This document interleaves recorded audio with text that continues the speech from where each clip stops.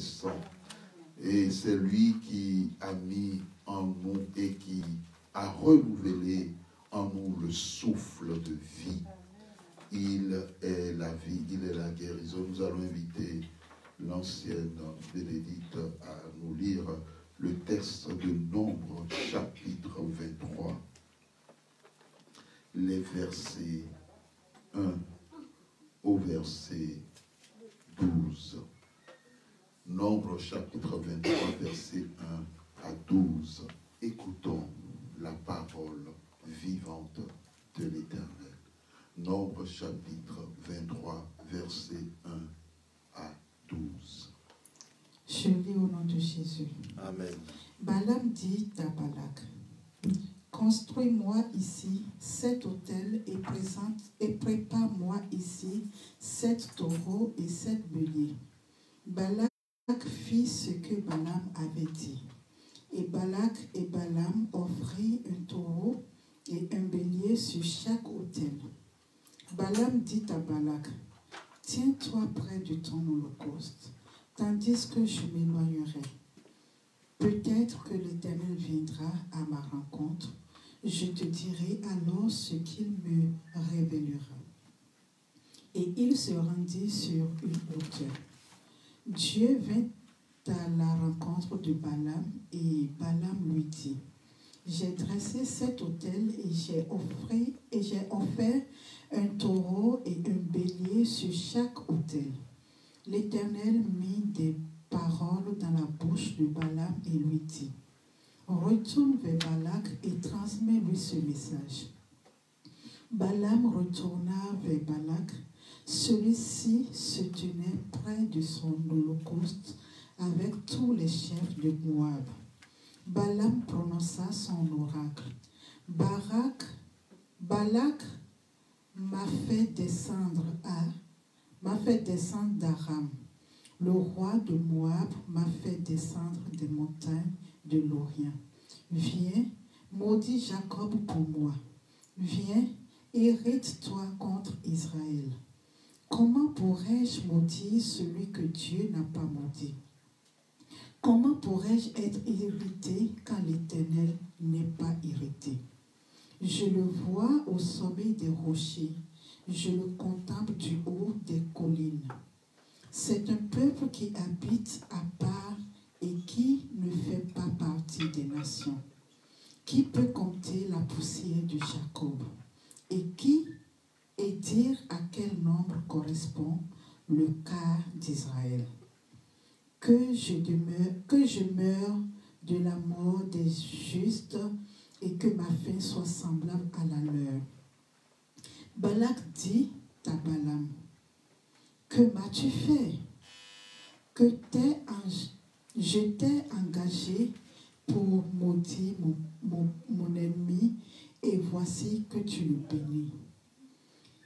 Il répondit, ne veillerai-je pas à dire ce que l'Éternel met dans ma bouche? Amen. Amen. Amen. Amen. Bien-aimés dans le Seigneur, nous voulons dire merci une fois encore à l'Éternel. Le thème de ce message s'intitule « À quel sorcier, à quelle sorcière a-t-on confié ta vie? À quel sorcier, à quelle sorcière a-t-on confié ta vie? » Ce thème s'inscrit dans le thème général de ce texte. Vains le sorcier qui travaille contre ta vie, ou vaincre le sorcier qui travaille contre ta vie.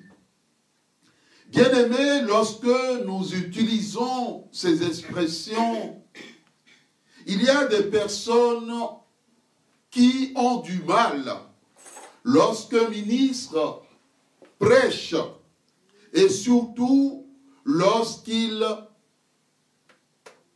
prononce soit le mot sorcier ou le mot sorcière. Bien évidemment, ce sont des réalités. La Bible en parle. Dieu en a parlé. Le Saint-Esprit en a parlé.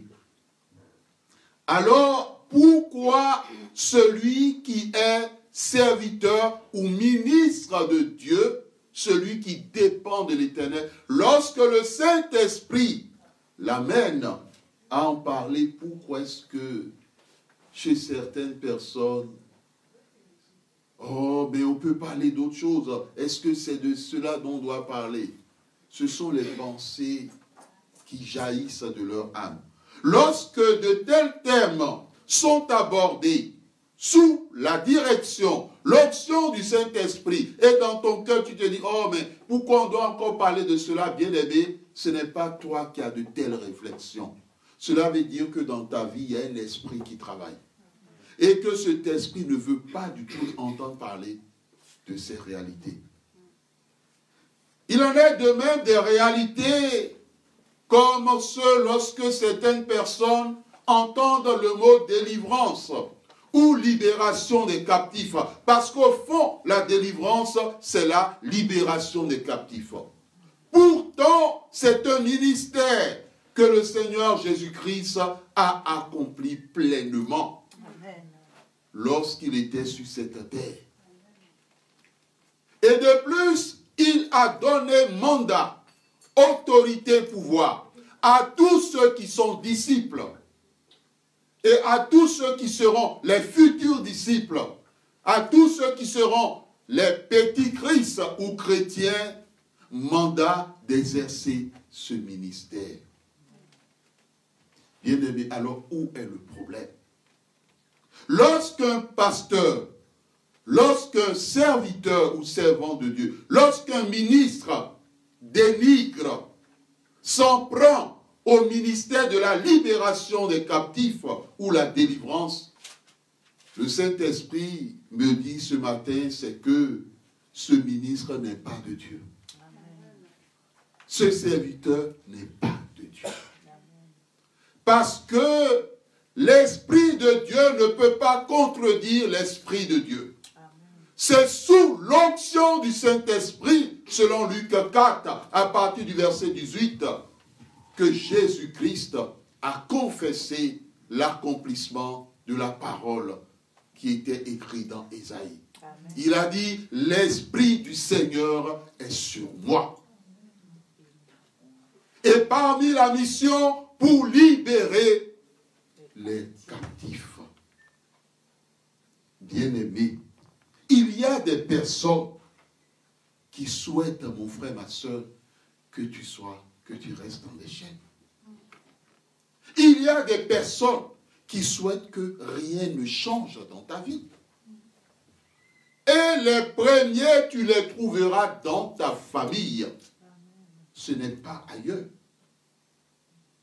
Vous savez, lorsque vous devenez enfant de Dieu, vous êtes conduit par l'Esprit de Dieu. Et ne soyez pas surpris si l'Esprit de Dieu commence à un moment donné à commencer à couper les liens familiaux, à commencer à vous séparer un tout petit peu et de temps en temps de votre famille. Et surtout de ceux-là dont la seule respiration, c'est que vous périssez, c'est que rien ne marche dans votre vie et que tout ce que vous entreprenez échoue. Bien-aimés dans le Seigneur, l'Esprit de Dieu parle ce matin. Et ce qui est dit ne signifie pas que lorsqu'on devient chrétien, on n'a plus de famille terrestre. Ce n'est pas le message.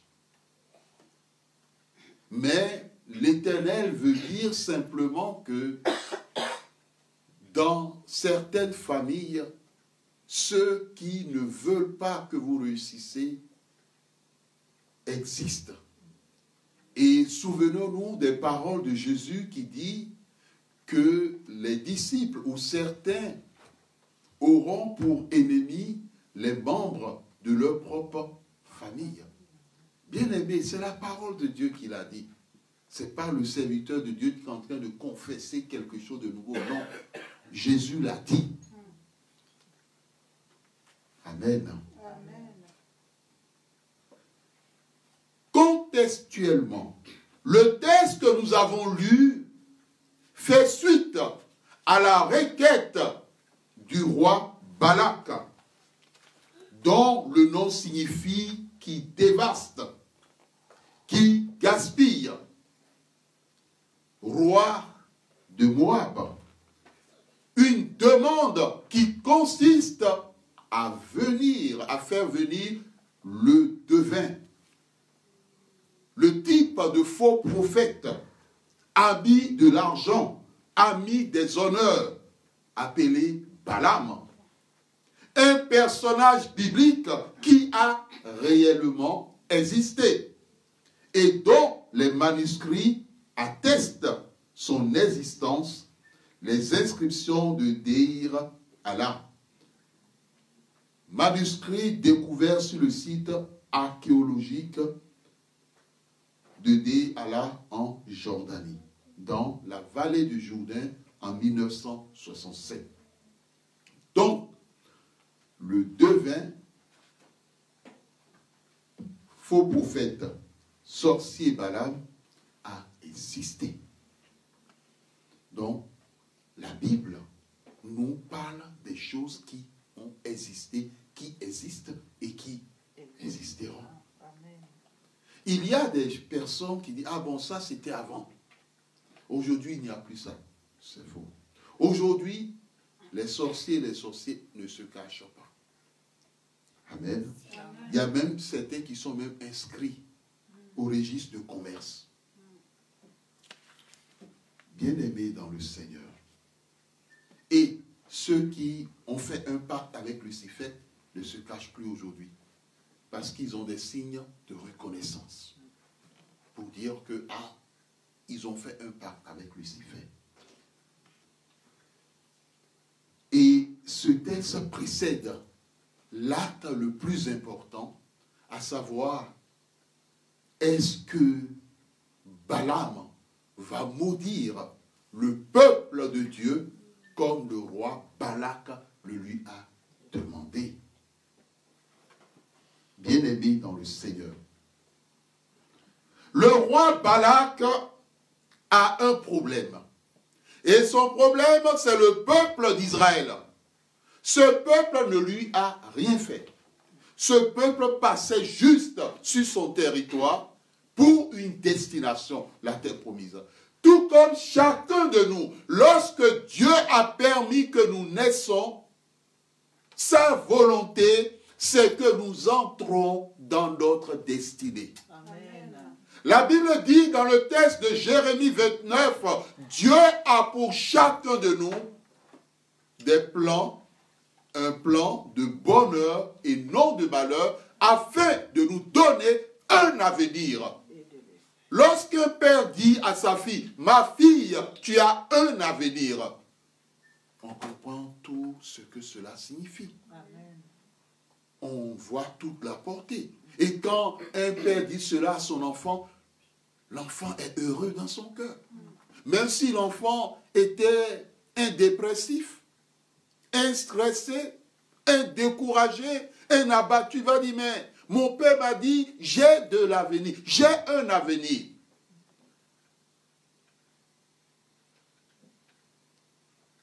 Projet de paix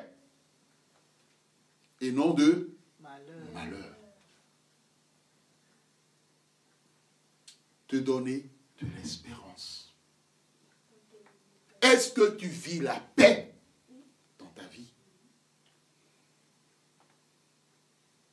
Est-ce que tu es déjà entré dans tes projets de bonheur? Ou as-tu l'impression comme si le bonheur ne faisait pas partie de ta destinée? Parce que certaines personnes, le diable, au travers des pensées, arrive à les convaincre que le bonheur, c'est pour les autres. Mais le bonheur, ce n'est pas pour eux. Mensonge. Bien-aimés dans le Seigneur, le roi Balak a compris que Israël, le peuple de Dieu, appartenait à l'Éternel. Tu vas dire à ton frère, tu vas dire à ta soeur, tu appartiens à l'Éternel. Tu appartiens à l'Éternel. Amen. Tu appartiens à l'Éternel. Amen. Amen. Bien-aimé, tu n'appartiens pas à un homme. Tu n'appartiens pas à une femme. Tu n'appartiens pas à un président. Tu appartiens à l'Éternel. C'est lui qui t'a créé. Alors de quoi as-tu peur? Lorsque tu donnes ta vie à Jésus-Christ, tu le confesses, tu crois en lui et tu le reçois comme Seigneur et Sauveur personnel, sois en paix dans ton cœur. Amen. Bon, maintenant, si tu n'as pas encore donné ta vie à Jésus, tu n'as pas encore fait la démarche de la nouvelle naissance, fais-le. C'est nécessaire. Tu verras ce qui va s'opérer dans ton cœur. Tu verras ce qui va se passer dans ta vie. Tu verras comment est-ce qu'au travers des rêves, des songes, l'Éternel te révélera les choses cachées. Ce que les ennemis trafiquaient contre ta vie et que tu ne savais pas. Bien-aimé, Balak voudrait que Balaam maudisse le peuple de Dieu. Travaille contre le peuple de Dieu. Empêche le peuple de Dieu d'avancer. Empêche les enfants de Dieu d'avancer. Empêche les enfants de Dieu de réussir. Empêche les enfants de Dieu d'obtenir la victoire. C'est le travail aujourd'hui des agents des ténèbres qui quelquefois se cachent sous le couvert de devins, sous le couvert de marabouts, sous le couvert de guérisseurs. Je me rappelle de cette fille, elle n'avait que 6 ans. Mais lorsqu'elle était dans le sein maternel, sa mère l'avait déjà initiée à la sorcellerie. Cela veut dire que sa mère l'avait déjà amenée à faire un pacte avec le diable. Lorsque David dit qu'il était dans le sein maternel, Dieu le voyait, lorsqu'il n'était qu'une masse informe.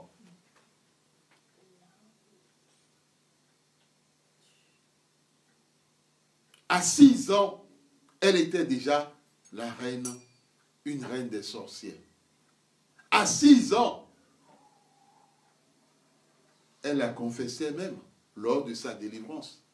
Elle était l'une des épouses de Lucifer. Il y a des gens qui n'en croient pas. Ils ne croient pas que Lucifer existe. Ils ne croient pas que le diable existe. Ils ne croient pas que des forces obscures existent. Elle était l'une des épouses de Lucifer.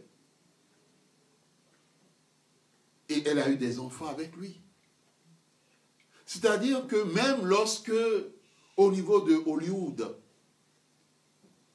les gens font des films comme Lucifer, les humains continuent à être encore incrédules.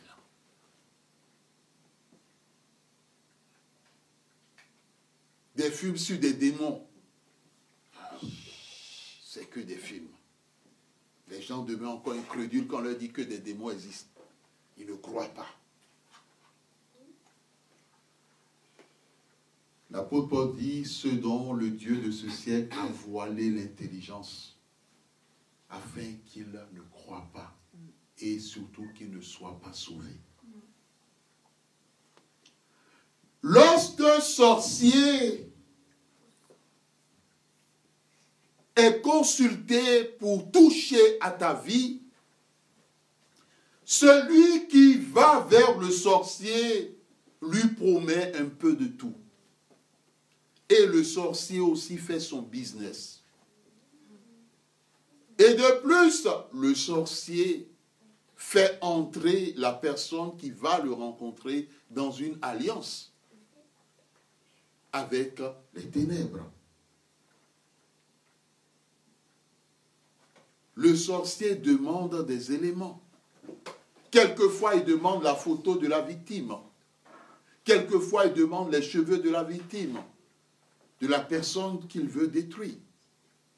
Il demande les ongles. Quelquefois, pour des témoignages et des cas pratiques, dans le cadre de notre ministère, quelquefois c'est le sous-vêtement de la personne qui est demandée. Quelquefois, c'est des démons qui sont envoyés pour prendre ce qui concerne les éléments liés au cycle, le sang du cycle menstruel de la femme. Quelquefois, c'est l'endroit où la personne est allée faire ses besoins qu'un esprit est envoyé. Il y a plein de choses. Mais l'un des éléments les plus importants, incontournables, et que l'Éternel révèle ce matin, dans le cadre de l'œuvre des sorciers, c'est les autels. Ce sont les autels. Les pratiques obscures ne marchent pas si le sorcier n'a pas élevé un autel. Et derrière tout autel, il y a des sacrifices. Derrière tout autel, il y a une divinité. Amen. Tout comme le chrétien qui offre à l'Éternel des sacrifices d'agréable odeur pour être agréable à l'Éternel, pour trouver grâce aux yeux de l'Éternel, ceux qui sont dans les ténèbres, ils ont aussi des autels où ils offrent des sacrifices, pas à l'Éternel, mais à Lucifer, afin de trouver grâce aux yeux d'un démon ou aux yeux de ce dernier. Mais la bonne nouvelle, c'est que Dieu protège ton âme lorsque tu lui fais des sacrifices. Mais la mauvaise nouvelle pour ceux qui vont consulter Lucifer, c'est qu'à la fin, Lucifer détruira leur âme. Amen. Sauf s'ils se détournent de leur voie. La Bible dit, ce que je veux, ce n'est pas la mort du pécheur, ni du méchant, mais qu'il se répande et vive. Bien-aimé dans le Seigneur. Dans le verset, à partir du verset 1, on l'a vu. Bâtis-moi cet autel et prépare-moi 7 taureaux et 7 béliers. Dès le départ, le roi Balaam n'a pas saisi ce qui était en train de se passer. Parce que le chiffre 7 est le chiffre de la plénitude. C'est le chiffre de Dieu. Il n'a pas compris que tout ce qu'il était en train de faire, c'est qu'entre-temps, ce sorcier-là, Dieu l'a rencontré. Pour lui dire, maintenant, tu feras seulement ce que je te dirai. Et je prie ce matin, quel que soit le sorcier, la sorcière, à qui on a confié ta vie, que l'Éternel lui fait faire demi-tour. Amen. L'Éternel m'a dit, lorsqu'il m'a parlé au travers de ce message, quand je lui ai dit, Père, qu'est-ce que tu aimerais dire à ton peuple? Il m'a dit, il est temps que les sorciers confessent la bénédiction sur ta vie. Amen. Ils avaient confessé la malédiction. Ils avaient confessé le malheur. Ils avaient confessé la stérilité. Ils avaient confessé le chômage. Ils avaient confessé la pauvreté. Ils avaient confessé l'absence de vie. Ils avaient mis tout en eux pour bloquer les projets de ta vie. Mais aujourd'hui, que l'Esprit de Dieu les saisisse. Amen. Que la puissance de Dieu s'appesantisse sur eux. Amen. Afin que les mêmes personnes, que ce soit les sorciers, que ce soit tes ennemis, qui ont confessé le malheur sur ta vie, que par leur propre bouche, qu'ils annulent ce malheur. Amen. Qu'ils annulent tous les projets qu'ils ont faits contre ta vie. Amen. Et qu'ils confessent le bonheur pour ta vie. Amen. Amen. Qu'ils confessent une fécondité sans arrêt. Amen. Qu'ils confessent un boulot béni Amen. dans l'élévation. Amen. Qu'ils confessent la guérison. la libération sur ta vie. Qu'ils confessent toutes les bénédictions qu'ils avaient bloquées dans ta vie. Que cela puisse être débloqué et s'accomplir. Bien-aimés, quels que soient les autels que ces puissances, ces personnes, ces sorciers, ces sorciers ont élevés dans les cieux, dans les airs, sur la terre, sous la terre, dans les eaux dessous de la terre, dans les arbres, dans les humains, que la puissance de Dieu descende ce matin, afin de les briser, afin de les détruire, afin de les renverser, afin de les déraciner. Et quel que soit ce qu'ils avaient confessé, prononcé devant ces autels, et les puissances associées, que l'Éternel annule cela par son décret. Et que les puissants associés soient vaincus au nom de Jésus-Christ de Nazareth. Bien-aimés dans le Seigneur, quels que soient les sacrifices qu'ils ont eu à faire. Parce que celui qui est dans les ténèbres va très loin. Ils sont capables même, pour pouvoir toucher à ta vie, de sacrifier un être humain. Vous voyez, c'est triste, c'est désolant. Et puis, d'autres diront, ça fait peur. Comment l'être humain peut aller à l'extrême? Parce qu'aujourd'hui, on a l'impression que la vie de l'être humain n'a pas de valeur. Or, dans la vie de chaque être humain circule le souffle de Dieu. Amen. Circule l'Esprit de Dieu. Quand il s'agit des choses qui n'ont aucune valeur, comme l'être humain, quand il s'agit du business, des affaires, les gens sont prêts à investir des milliards. À un moment donné, on peut se poser la question par rapport actuellement à ce virus dont on parle. À qui est-ce que ça profite? Parce qu'avec tout l'argent que les gens ont, ils peuvent facilement créer rapidement, en peu de temps, un antivirus. Mais pourquoi ils ne le font pas? Parce que Dieu a donné la sagesse à l'être humain. Dieu a donné l'intelligence. Dieu a donné toutes les capacités. Quelquefois, il y a des virus qui existent. Et que lorsque certaines personnes trouvent le remède, on lui dit non, pour le moment, il ne faut pas le divulguer. Il faut que les gens continuent à acheter les médicaments, tout le stock. Ou qu'est-ce qu'on fait de tout le stock qui a été produit, qui coûtent des milliards? On va les jeter? Non. Il faut que les humains continuent à les utiliser. Au fond, aujourd'hui, ceux qui ont laissé l'argent prendre le devant, et d'autres même, pour pouvoir être plus riches, ont fait pacte avec Lucifer, sont prêts à faire de l'être humain une marchandise. C'est-à-dire que l'être humain n'a aucune valeur pour eux. Ils sont prêts à écraser l'être humain. Ils sont prêts à détruire l'être humain. Ils sont prêts à emprisonner l'être humain spirituellement, voire physiquement. Où allons-nous? Bien-aimés dans le Seigneur. Derrière les autels, comme l'Esprit de Dieu l'a dit tout à l'heure, il y a toujours des démons, il y a toujours des forces obscures à qui les gens confient l'être humain pour nuire, pour détruire, pour semer la désolation. Je me rappelle de cette famille. C'était à l'époque, lorsque j'étais allé en vacances au Cameroun. Et cette dame, c'était plutôt au niveau des études. Et cette dame, lorsqu'elle est venue nous voir, c'est qu'elle avait sa fille qui était tombée gravement malade. Et qu'est-ce qu'elle a fait? Les gens lui ont conseillé d'aller voir un marabout. Elle est allée voir le marabout.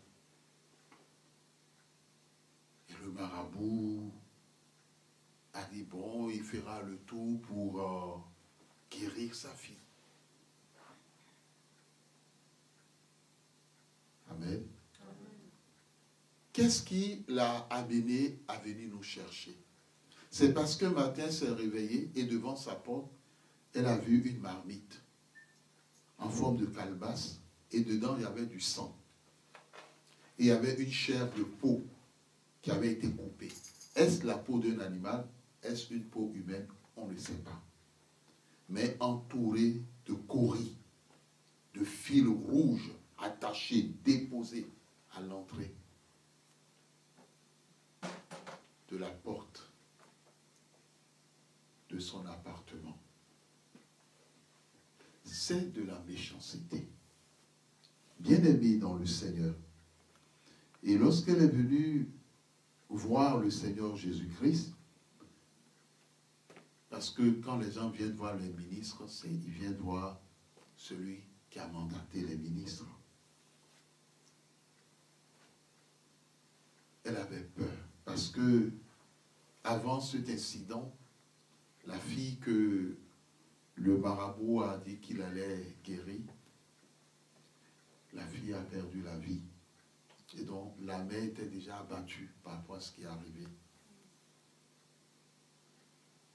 Alors, dans l'ignorance, elles ont continué à fréquenter le marabout pour avoir la protection. Bien aimé, la seule personne qui protège, c'est l'Éternel. Amen. Il n'y a pas d'autre protection ailleurs. Il n'y a pas d'autre protection ailleurs. Bien aimé, n'entre pas dans les parts avec le diable. Parce que d'une façon ou d'une autre, ton âme finira dans le feu éternel. Et vous verrez, il y a plein d'artistes qui réussissent. Mais quand vous voyez la façon dont ils disparaissent, vous posez des questions. Il y a quelque chose qui ne va pas. Bien-aimé dans le Seigneur, l'Éternel est vivant. L'Éternel n'a pas changé.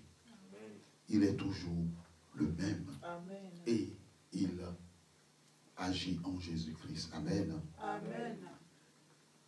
Mais le comble, c'est que ce marabout a dit à la femme, bon, s'ils veulent qu'il les aide pour aller loin, pour une protection encore plus puissante, qu'il leur donne le titre foncier de leur domicile. Amen.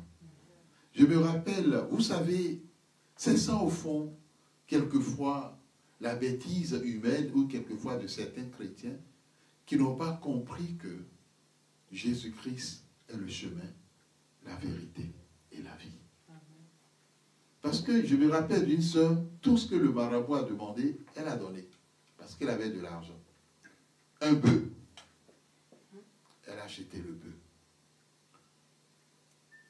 Un quart. Elle a acheté le quart. Amen. Mais en fin de compte, son problème n'a jamais été résolu. Le jour où elle nous a rencontrés, elle a dit, ah, ce marabout-là, il est puissant, il veut la tuer. Qu'est-ce que vous allez chercher là-bas?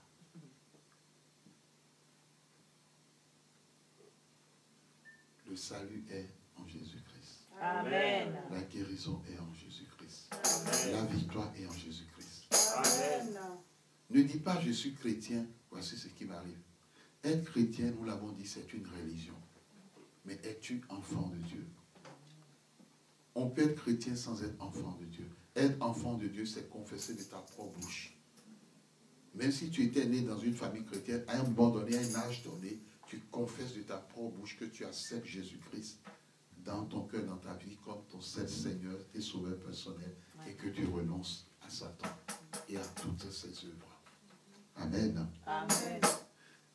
Le marabout voulait le titre foncier. Amen. Ensuite, le marabout disait, ah bon, comme la fille, elle a une fille qui est en classe de 3e, le marabout lui a dit, bon, et l'esprit qu'il a l'habitude de consulter veut épouser sa fille. Ah, bien aimé, ça va un peu loin. Hein? Alors, la femme a dit, non. Si c'est ça, elle fait demi-tour. Et c'est à la suite de cela qu'un matin, elle voit la marmite devant. Mais lors de la dernière séance avec ce marabout, elle a dit non, non, non, elle ne veut pas. Le marabout lui a dit qu'il donne à elle et à sa famille, selon l'oracle de son esprit, 7 jours pour venir donner une réponse. Si au cours de 7 jours, la réponse n'est pas donnée, elle et toute sa famille disparaissent. Ils mourront. Ils sont venus poser cela devant. Et c'est en ce moment que Dieu a permis qu'elle nous rencontre. Bien aimé, on a prié. L'Éternel a fait ce qu'il doit faire. On est allé sur le terrain, on a vu la marmite, on a tout vu. Il faut être enseigné face à des choses pareilles. Si tu n'es pas enseigné, tu vas toucher, tu peux devenir fou. Tu n'es pas enseigné, tu vas toucher, la mort peut se retourner contre toi-même qui va aider les gens. L'Éternel, quand vous entrez dans le combat ou dans la guerre spirituelle, laissez le Saint-Esprit vous conduire. Quand vous priez, même pour vos sujets, avant de prier, dites Saint-Esprit, j'aimerais que ce matin, j'aimerais que tu saisisses ma langue et que ce soit toi qui pries à ma place auprès du Père. Amen. Les enfants de Dieu qui prient comme ça, les portes s'ouvrent facilement dans leur vie. Amen. Mais les enfants de Dieu qui veulent utiliser leur propre intelligence pour prier, ça met long. Mais quand le Saint-Esprit saisit la prière, ça ne met plus long. Parce que la Bible dit que l'Esprit de Dieu intercède pour toi auprès Amen. Du Père. L'Esprit de Dieu seul sait ce qui est dans le cœur de Dieu concernant ta vie. Amen. Et l'Esprit de Dieu sait toutes choses. Bien-aimés dans le Seigneur, on bénit l'Éternel. Le feu de l'Éternel a agi. Tous ces aimants qui étaient dans la maison, la prière, la neutralisation des forces, dégagées. Tout cela a été dégagé. Jusqu'à aujourd'hui, cette femme, sa fille, vivent tranquillement. Ils sont en vie, ils ne sont pas morts. L'Éternel a veillé sur eux et continue à veiller sur eux. Amen. Bien-aimés dans le Seigneur, la malédiction, c'est l'âme que les ténèbres utilisent imprégnée lorsqu'ils savent que tu es un enfant de Dieu. Ou bien qu'ils savent que tes prières les empêchent de pouvoir réussir leur projet. La malédiction, elle est envoyée de façon invisible. Les démons à qui on va te confier, la première des choses qu'ils font, c'est d'abord de maudire ta vie. C'est la première des choses. Il n'y a pas autre chose. De maudire, si tu es un chrétien, de maudire ta vie avec l'Éternel. De maudire ta communion avec Dieu, de maudire ta vie de prière, ta vie de jeûne et tout, de maudire même ton identité en tant que chrétien. C'est ce qui fait que je me disais, mais je me posais la question, je dis, mais comment se fait-il que des gens, lorsqu'ils étaient dans des pays comme l'Afrique, comme les îles du Pacifique, les Caraïbes, ils étaient chauds dans la foi, ils étaient puissants avec Dieu, mais lorsqu'ils ont mis les pieds en métropole, après quelques années, plus mou comme le coton. Ils ne prient plus comme ils priaient avant. Ils n'ont plus l'amour de l'Éternel. J'avais reçu une chrétienne. Avant de la recevoir, l'Éternel m'a dit, elle aime Dieu. Mais quand vous écoutez son histoire, vous verrez qu'elle est sortie d'une famille difficile. Et lorsque je l'ai reçu, déjà quand je le reçois en bas, je l'ai reçu, on a travaillé, et au moment de la raccompagner, j'ai dit, ah, moi-même je pars, je suis en train de partir. Elle a dit, ah, homme de Dieu, donnez-moi votre sac, je porte votre sac. J'ai dit, ah, tu veux porter mon sac? Elle dit, oui, mais vous êtes un serviteur de Dieu, je porte votre sac. J'ai dit, ah, ma soeur, moi, je vais porter mon sac fatigué. Et je continue à les porter. Je me rappelle, lorsque j'étais en Afrique, un ministre, un serviteur de Dieu, il y a les honneurs. Quand on dit honneur, ce n'est pas pour son orgueil, non. Les gens portent le sac du ministre de Dieu. C'est marque de respect, c'est tout. C'est un marque de respect. C'est un signe de respect. Parce qu'on reconnaît. Prenez les ministres de ce monde. Quand ils entrent quelque part, on les respecte. On les respecte. On les respecte. Je lui ai dit, moi, c'est moi-même qui porte aujourd'hui. je porte, quelle que soit la lourdeur, je porte. Mais quand j'étais en Afrique, je me rappelais, c'est les gens qui portaient. Parce que encore en Afrique, il y a encore la foi. Mais ici, je lui disais, mais ici, c'est comme si la foi a disparu. C'est comme si la foi a disparu. Mais aujourd'hui, l'Esprit de Dieu permet de comprendre que c'est l'arme de la malédiction qui a été utilisée contre les chrétiens qui vivent en Occident, pour les éteindre dans leur foi, dans leur amour pour l'Éternel. Bien-aimés dans le Seigneur. Et c'est cette arme, comme Balak savait qu'il ne pouvait jamais avoir la victoire sur un peuple de Dieu, sur le peuple de Dieu, et aujourd'hui, comme les ténèbres savent qu'il ne peut pas avoir la victoire sur toi parce que tu es un enfant de Dieu, alors ils envoient la malédiction. Et c'est ce qu'il a demandé. Viens maudit. Viens maudit ce peuple-là. Parce qu'il a dit, ce peuple est plus fort que lui. Donc il faut qu'il maudisse le peuple. Donc, mon frère, ma soeur, lorsque tu es attaqué, tu es agressé et tu es un enfant de Dieu, c'est parce que tes ennemis savent que tu es plus fort qu'eux. Amen. C'est tout. Donc ne pense pas le contraire. Et ne baisse pas le bras. Mais vous verrez à la suite du texte, malgré au verset 7, il a dit, viens maudit Jacob, viens maudit. Mais il dit, mais comment verrai-je à la malédiction celui que Dieu n'a pas maudit? Moi, ma prière encore ce matin, selon l'Esprit de Dieu, c'est que cette bénédiction en son temps que l'Éternel a donnée à Israël, à Jacob précisément, que l'Éternel t'accorde cette bénédiction ce jour. Amen. Qu'il accorde à chacun de nous, à son Église, cette bénédiction. Parce que quand Dieu bénit, personne ne peut maudire. Amen. Et qu'il en soit ainsi. Amen. Que l'Éternel bénisse sa parole dans nos cœurs. Amen. Amen.